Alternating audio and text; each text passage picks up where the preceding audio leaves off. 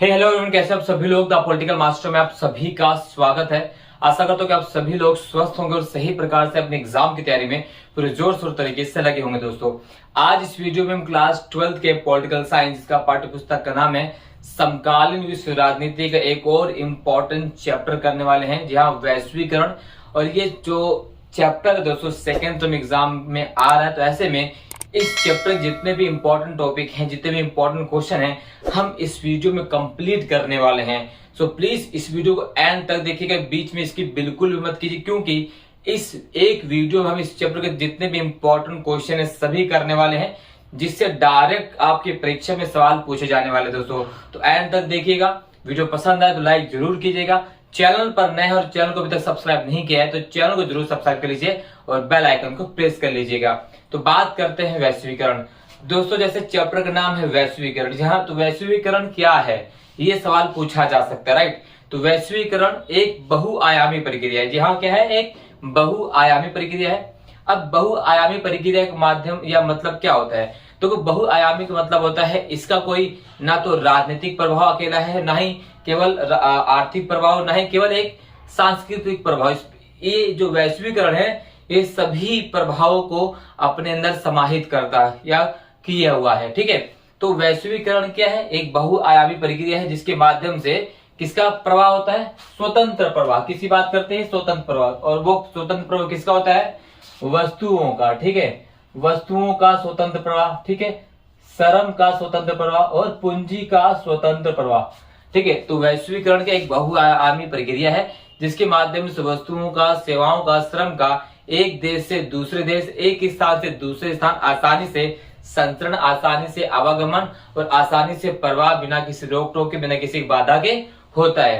तो ये क्या है? वैश्वीकरण है। आई होप आपको वैश्वीकरण का मतलब समझ में आ चुका है। यानी एक देश का रहने वाला नागरिक किसी दूसरे देश में आसानी से आ जा सकता है, काम कर सकता है, ठीक है, ट्रेवल कर सकता है, पूंजी लगा सकता है, ठीक है, व्यापार कर सकता है।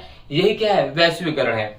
अब वैश्वीकरण का कारण क्या रहा? आखिर ये वैश्वीकरण कैसे उत्पन्न हुआ? क्या ये वैश्वीकरण बहुत पहले से था? क्या ये वैश्वीकरण अभी जल्दी ही आया है?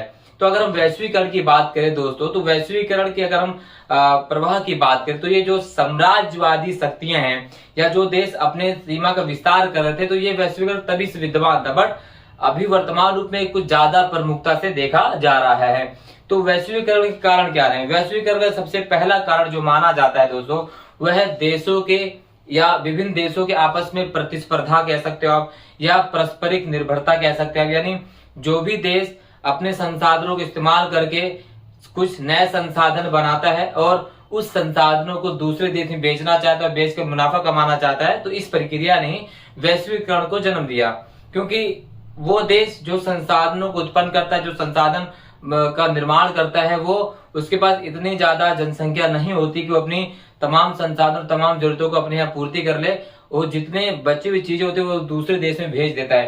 तो इसी प्रक्रिया को हम वैश्वीकरण कहते हैं। तो यहीं से वैश्वीकरण की शुरुआत मानी जाती है दोस्तों। तो पहला कारण था राष्ट्रों में परस्पर निर्भरता ने वैश्वीकरण को जन्म दिया। दूसरा कारण संचार क्रांति। दोस्तों, जैसे जैसे वैश्विक रूप में संचार का कह सकते हैं क्रांति है, चाहे वो टेलीफोन हो, इंटरनेट हो, इन सभी चीजों के द्वारा, इन सभी चीजों की क्रांति ने ही वैश्वीकरण को और तेज गति से इसका प्रसार और प्रसार किया है। ये दूसरा कारण है वैश्वीकरण का। तीसरा है निरंतर विकास। देशों के निरंतर विकास ने वैश्वीकरण को पूरे तरीके से कह सकते हैं दोस्तों विश्व के सामने लाकर प्रस्तुत कर दिया।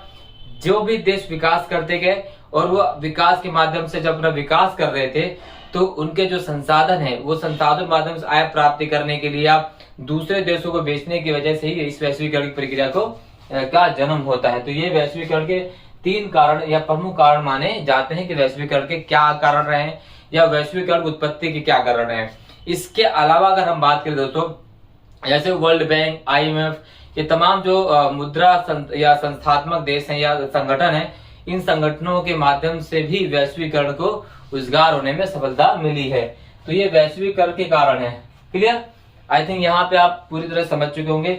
अगर समझ गए तो लाइक जरूर कीजिएगा। यहाँ से क्वेश्चन जरूर पूछा जा सकता है कि वैश्वीकरण के उत्पत्ति के क्या कारण रहे। तो ये कारण है उत्पत्ति की, ठीक है। अब बात करते हैं वैश्वीकरण की क्या विशेषता है। तो अब जब वैश्वीकरण की हम बात कर रहे हैं तो वैश्वीकरण की विशेषता से भी क्वेश्चन पूछे जा सकते हैं।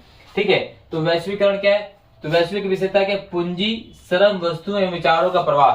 तो वैश्वीकरण की जो पहली विशेषता है दोस्तों वह है वस्तु, सेवा, श्रम और पूंजी का स्वतंत्र प्रवाह एक देश से दूसरे देश में बिना किसी बाधा, बिना किसी रोक टैक से आवाजाही संभव है। पहले कोई देश किसी दूसरे देश में वस्तुओं का प्रचार नहीं कर सकता था, वो अपनी वस्तु दूसरे देश में नहीं बेच सकता था, उसे तमाम प्रकार के प्रतिबंधों का सामना करना पड़ता था। बट वैश्वीकरण की प्रक्रिया ने तमाम चीजों को बहुत ही ज्यादा आसान बना दिया और कोई भी देश आसानी से अपनी वस्तुओं को बेच सकता है, किसी भी देश की वस्तु को खरीद सकता है। ये वैश्वीकरण की सबसे पहली विशेषता है दोस्तों। दूसरा है पूंजीवादी व्यवस्था, खुलेपन एवं विश्व व्यापार में वृद्धि। तो पूंजीवादी व्यवस्था को बढ़ावा मिला है वैश्वीकरण से, ठीक है।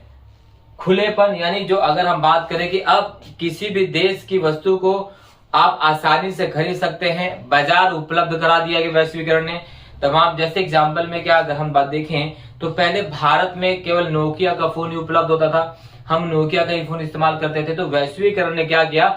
विकल्प उपलब्ध कराया, खुला मैदान उपलब्ध करके कोई भी आकर यहाँ पर अपना प्रतिस्पर्धा कर सकता है और जिसकी ज्यादा फोन अच्छे होंगे, जिस कंपनी के ज्यादा फोन अच्छे होंगे उसको लोग ग्राहक खरीदेंगे। पहले ऐसा नहीं था, पहले केवल एक ही कंपनी होती थी या उसी कंपनी को आपको मजबूरन चीजें लेनी पड़ती, चाहे वो अच्छी हो चाहे खराब। तो वैश्वीकरण ने एक तो खुलापन किया, प्रतिस्पर्धा की भावना को भी बढ़ाया और विश्व व्यापार में वृद्धि भी की वैश्वीकरण ने। क्लियर? इसके अलावा देशों के बीच आपसी जुड़ाव, वैश्वीकरण ने तमाम देशों को एक साथ जोड़ दिया। यानी वैश्वीकरण ने दोस्तों वैश्विक विलेज की भूमिका निभाई, जिसे ग्लोबल विलेज के नाम से जाना जाता है। जिस प्रकार से हम एक गांव में एक दूसरे को नाम से, चेहरे से जानते हैं, पहचानते हैं, इसी प्रकार से वैश्वीकरण ने एक ग्लोबल विलेज की अवधारणा को क्या किया है? इसको स्पष्ट किया है, इसको सामने लेगा कि दुनिया में कोई भी देश किसी भी देश के साथ संबंध विकसित कर सकता है, व्यापार विकसित कर सकता है और जुड़ सकता है, ठीक है। अब वो चाहे संगठनों के माध्यम जुड़ा, चाहे अगर हम नाटो की बात करें, सीटों की बात करें दोस्तों, चाहे आसियान की बात करें, सार्क की बात करें, तो ऐसे जुड़ाव के माध्यम से ही इसी वैश्वीकरण के माध्यम से जुड़ाव संभव हो पाया। तो ये वैश्वीकरण की कुछ विशेषताएं हैं जहां से क्वेश्चन पूछा जा सकता है आपके एग्जाम में, ठीक है।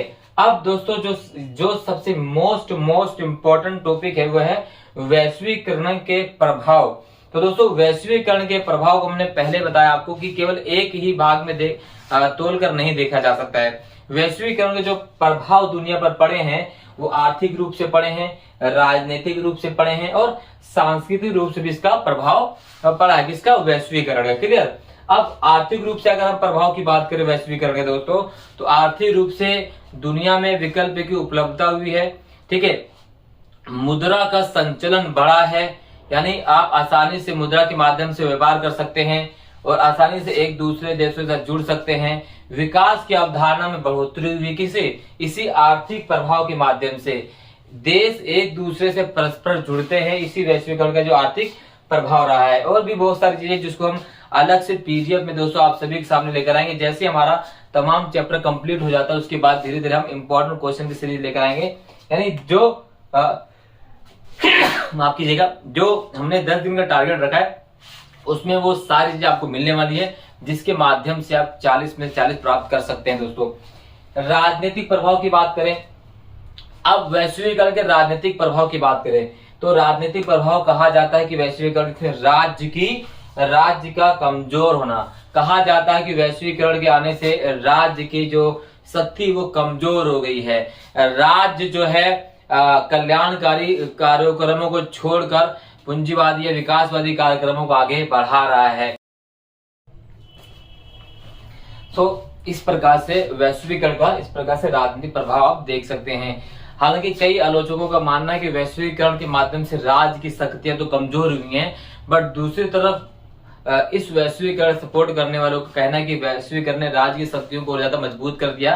राज्य पहले से अधिक क्षमता के अनुसार काम कर रहे हैं, क्योंकि इस संचार क्रांति के माध्यम से, इंटरनेट क्रांति के माध्यम से राज्य जो है अपने नागरिकों को तेज गति से फायदा पहुंचा रहा है, ठीक है। तो वैश्वीकरण का राजनीतिक अगर हम प्रभाव की बात करते हैं, सकारात्मक प्रभाव भी है, नकारात्मक प्रभाव भी है।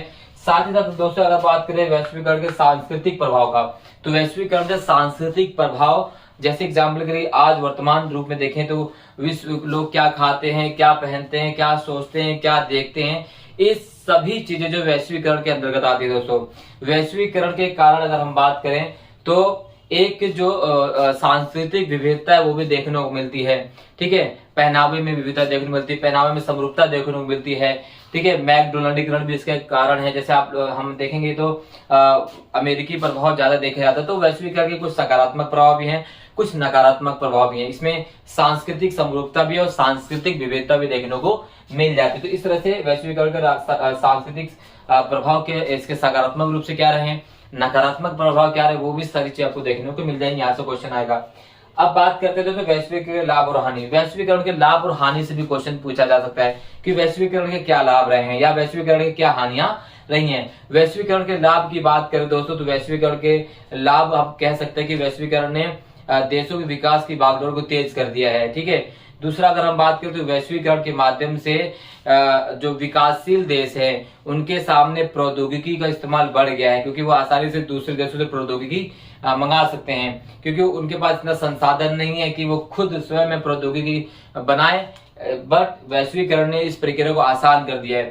साथ ही इस वैश्वीकरण ने छोटे और गरीब देशों की वस्तुओं का व्यापार अन्य देशों में करने में आसानी हुई है। तो ये कुछ लाभ गिनाए जाते हैं वैश्वीकरण के। हानि की अगर हम बात करें तो वैश्वीकरण ने विऔपनिवेशीकरण की प्रक्रिया को अंजाम दिया है। विऔपनिवेशीकरण क्या होता है दोस्तों, हानि की हम बात करें तो जैसे औपनिवेशीकरण होता है वैसे ही विऔपनिवेशीकरण होता है। बट औपनिवेशीकरण में जो अमीर देश होता है, जैसे इंग्लैंड जो अमीर देश था उसने भारत पर क्या किया था दोस्तों, प्रत्यक्ष रूप से कब्जा किया था, डायरेक्ट स्वयं जाकर। लेकिन विऔपनिवेशीकरण के माध्यम क्या मतलब क्या होता है कि इसमें देश प्रत्यक्ष ना होकर, इसमें देश जो है प्रत्यक्ष ना जाकर, स्वयं ना जाकर अप्रत्यक्ष रूप से, किसके माध्यम से, अप्रत्यक्ष रूप से राज करने की कोशिश करते हैं। जैसे कंपनी के माध्यम से, मल्टीनेशनल कंपनी के माध्यम से, राजनीतिक रूप से, उनके राजनीतिक नियमावली के माध्यम से कब्जा करने की कोशिश करते हैं छोटे और गरीब देशों पर। तो ये है वैश्वीकरण की हानियां, यानी विऔपनिवेशीकरण को बढ़ावा दिया है। वैश्वीकरण की और अगर हानि की बताएं तो दोस्तों तो वैश्वीकरण ने राज्य की शक्ति को पहले से कई गुना कमजोर कर दिया, क्योंकि राज्य अब मानव के कल्याणकारी कार्यों को छोड़कर पूंजीवादी कार्यों में ज्यादा ध्यान देने लग गया है। तो तमाम प्रकार के क्वेश्चन इस तरह से पूछे जा सकते हैं दोस्तों। ठीक है, तो ये सारी चीजें हम करने वाले एक सेपरेट पीडीएफ आपको लेकर आएंगे। साथ ही वैश्वीकरण के परिणाम क्या रहे, तो वैश्वीकरण के क्या परिणाम रहे, कल्याण के राज्य की समाप्ति कर दी गई है। प्रवासन तेज हो गया। प्रवासन मतलब होता है कि गांव से शहर की तरफ प्रवास करना या एक देश से दूसरे देश में व्यापार काम की तलाश में जाना, ये प्रवास है दोस्तों। क्योंकि गांव के लोग शहर में क्यों आते हैं, काम की तलाश में, अपने जीवन को सुधारने की तलाश में। ठीक है, इसके अलावा मानव अधिकार उल्लंघन, जब एक देश का नागरिक किसी दूसरे देश में काम करने के लिए जाता है तो उसके तब वहां पर ये जरूरी नहीं कि वहां पर उसके साथ अच्छा व्यवहार किया जाए। किसी काम के लिए जाते हैं लेकिन किसी काम दूसरे काम में लगा दिया जाए, तो ये भी घटनाएं लगातार घटित हो रही है इस वैश्वीकरण के कारण। वैश्वीकरण ने अमीरों को और अमीर, गरीबों को और गरीब बना दिया है। ठीक है, अमीर और गरीब बीच की खाई को और ज्यादा चौड़ा कर दिया, गहरा कर दिया है। तो इस तरह से वैश्वीकरण के परिणाम आप देख सकते हैं।